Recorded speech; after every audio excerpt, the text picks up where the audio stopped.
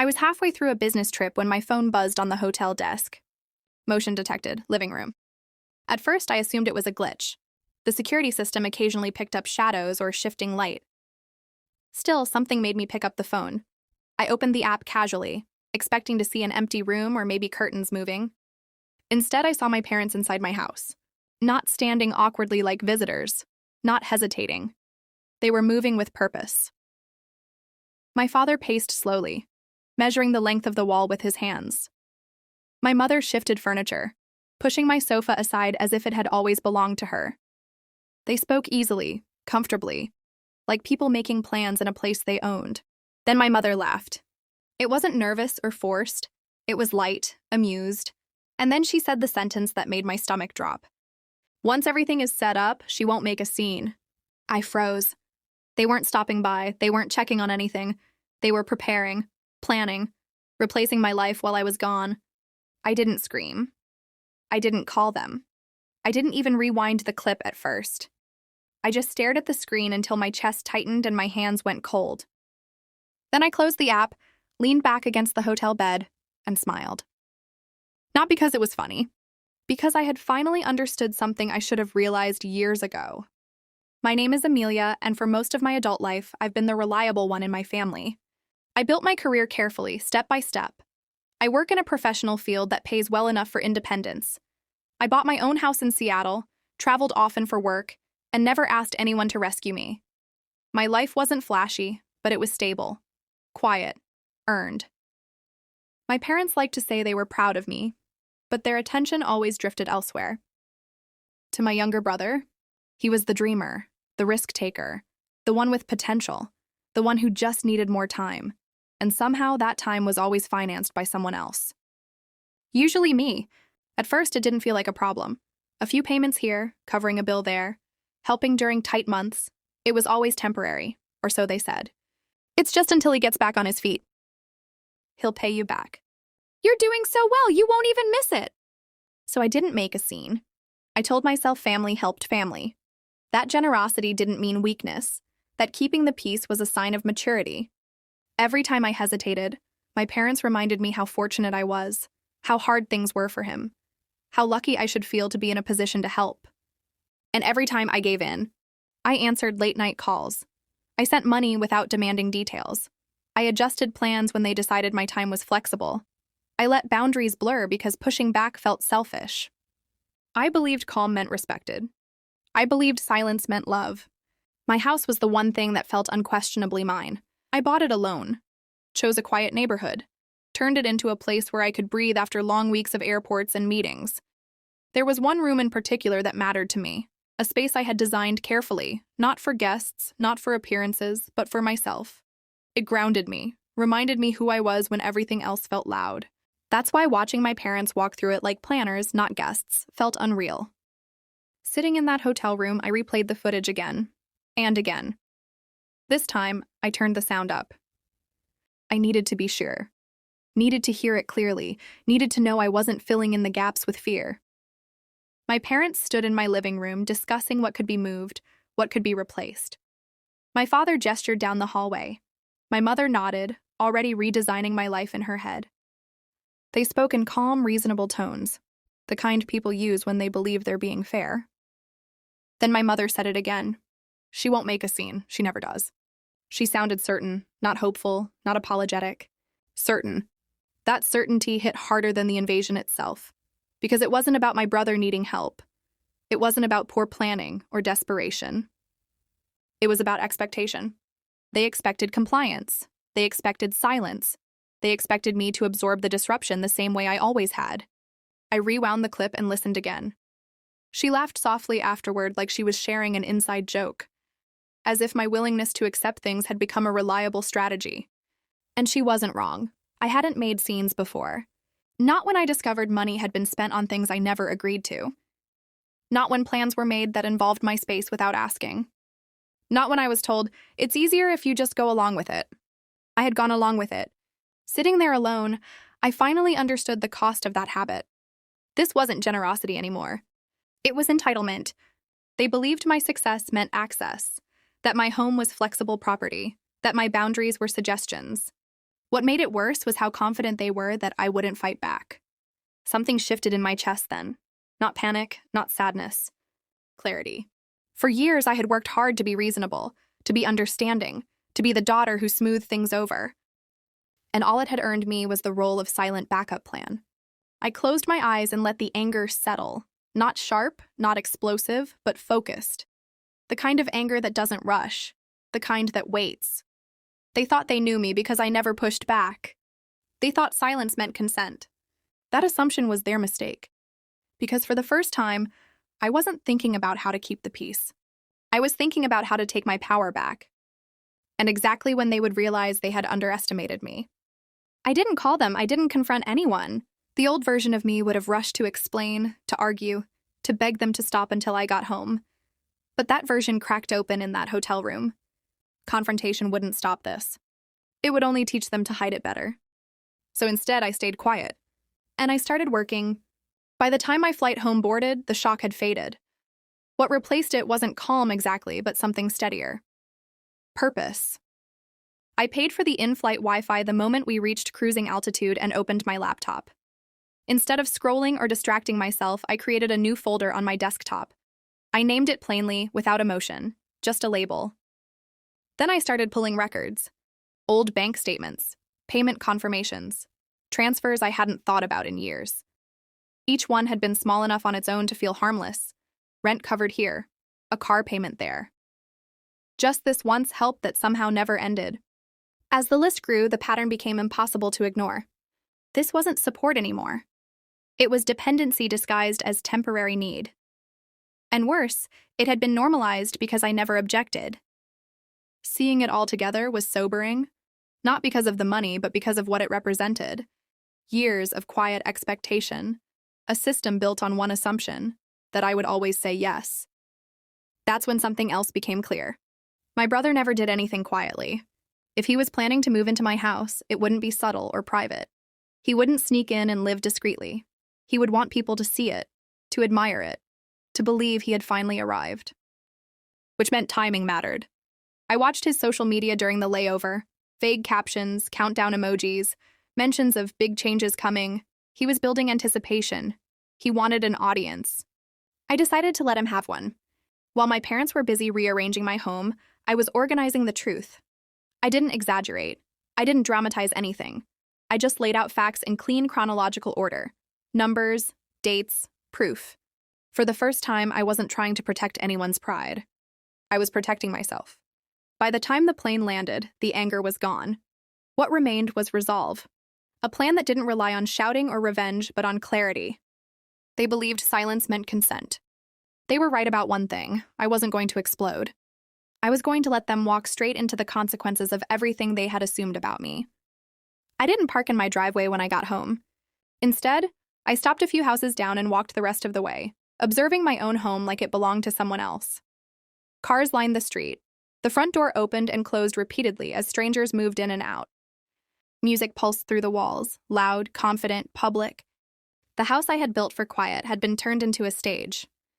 I stood there for a moment, letting the reality sink in. The violation, the disbelief, the strange calm that followed.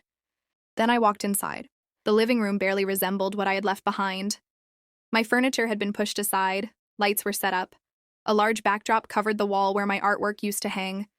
People I didn't recognize sat around laughing, drinking, acting like they belonged there. My mother stood near the center, directing people with an energy I rarely saw when it came to me.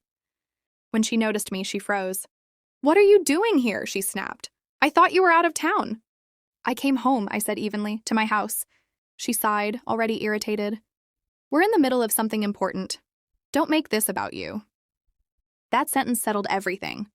Nearby, my brother held his phone up, smiling into it like the room existed solely to reflect him back. He spoke fast, confident, narrating success. When he noticed me, his smile flickered, but he didn't stop filming. "Guys," he said into the camera, forcing a laugh, "look who decided to drop by. My sister Amelia. She's cool with all this. Don't worry." I stepped fully into view. "No," I said calmly, "I'm not." The room shifted, conversations stalled, a few people exchanged glances. My brother's smile tightened. "Relax," he muttered. You're killing the vibe. I'm ending it, I replied. I didn't raise my voice. I didn't argue. I reached into my bag and pulled out the folder I had prepared. This doesn't need to be dramatic, I said, looking around. This is my home. I own it. No one asked for permission to be here. My brother scoffed. You didn't have to do this in front of everyone. I do, I said, because this was planned in front of everyone. I turned to him. You don't live here. You were never invited to move in. And the success you're presenting right now was built on years of my support that you never repaid. My father stepped forward, face tight. This is a family matter. You're embarrassing us. No, I said. I'm stopping this. I placed the folder on the nearest table. These are records, payments, bills, support I gave over several years because I was told it was temporary. My brother laughed too quickly. His eyes kept drifting to the folder. This is insane, my mother snapped. After everything we've done for you. You've been in my house without asking, I interrupted, measuring walls, moving my things, deciding my life while I was gone. She opened her mouth, then closed it. I turned back to my brother. You wanted people to see the truth, I said. Here it is. He stepped closer, lowering his voice. Turn that off, he hissed, nodding toward his phone. You're taking this too far. I didn't take this anywhere, I replied. You did. That's when someone else entered the room. She didn't shout. She didn't look angry. She looked tired, done. She held an envelope in her hands. I think this belongs here, she said quietly. My brother went pale. Why are you here? She ignored him and looked at me. You should see this. She opened the envelope and pulled out several papers. Official, clean, undeniable. This, she said, is a contract connected to a vehicle you claimed was fully yours, but the name listed as responsible isn't yours. She turned the papers toward my parents. It's Amelia's. The room went silent. I took the papers from her hand. I didn't need to read every line. The signature was enough. It wasn't mine. You used my name, I said quietly, without asking.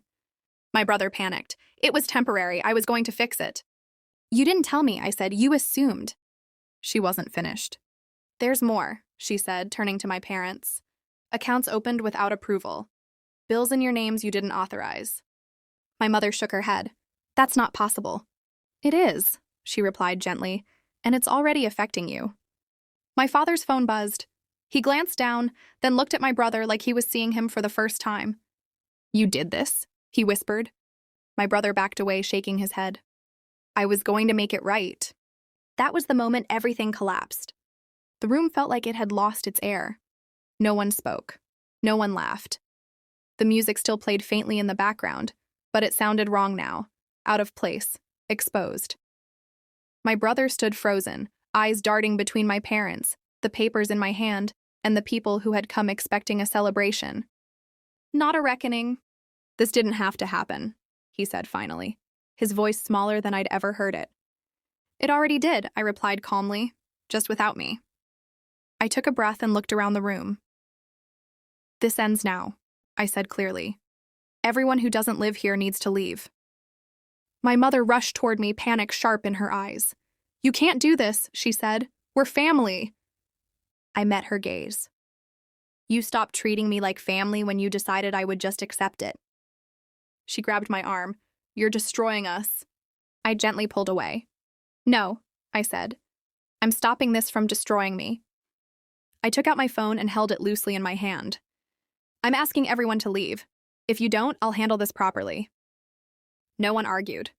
People began gathering their things quietly, avoiding eye contact. Conversations dissolved into whispers. The confidence drained from the room as quickly as it had filled it earlier.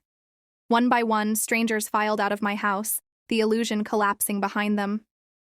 My brother didn't move. When the last person left, the silence was heavy. The lights were still on, the backdrop still stood, but the performance was over. My father rubbed his face slowly. We were just trying to help him get settled, he said, not looking at me. You never asked if I wanted to help, I replied. You decided for me. My mother crossed her arms. You didn't need to expose everything like that. Family matters should stay private. I looked at her then, really looked. Nothing about what you did was private to me, I said. You made decisions about my home, my money, my name, without my consent. My brother finally spoke. I was going to fix it, he said again, almost pleading.